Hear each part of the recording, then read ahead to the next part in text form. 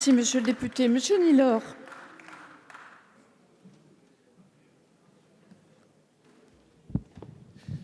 Oui, j'écoute religieusement les uns les autres depuis un moment et j'ai parfois le sentiment d'assister ce soir à un baiser de Judas en séance publique.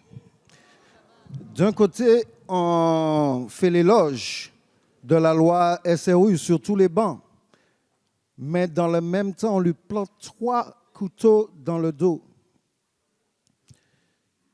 Et si vous voulez, je comprends parfaitement l'énervement palpable et audible du ministre tout à l'heure, parce qu'il est mal à l'aise, parce qu'il ne peut pas dire pourquoi en réalité on veut passer de 5 à 10 ans.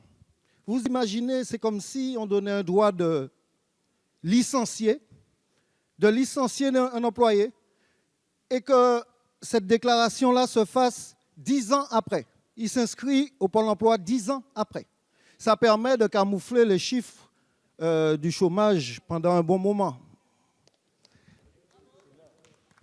Et quelque part, c'est le modèle économique du logement social que vous êtes en train de bouleverser.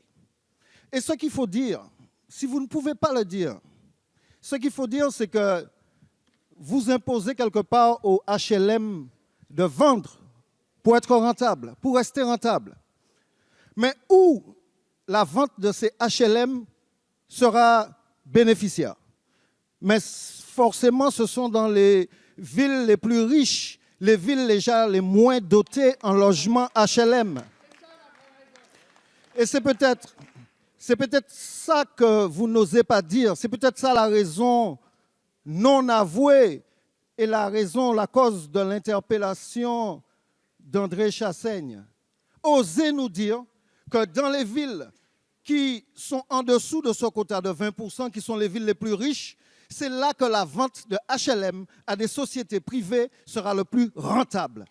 Et à ce moment-là, on pourra discuter, chacun pourra, en connaissance de cause et en son âme et conscience, prendre et adopter une position claire et nette. Mais tant que le débat se fait de façon biaisée, de façon non avouée, avec des non-dits, il ne sera pas enrichissant et ne valorisera pas cette Assemblée. Je vous remercie.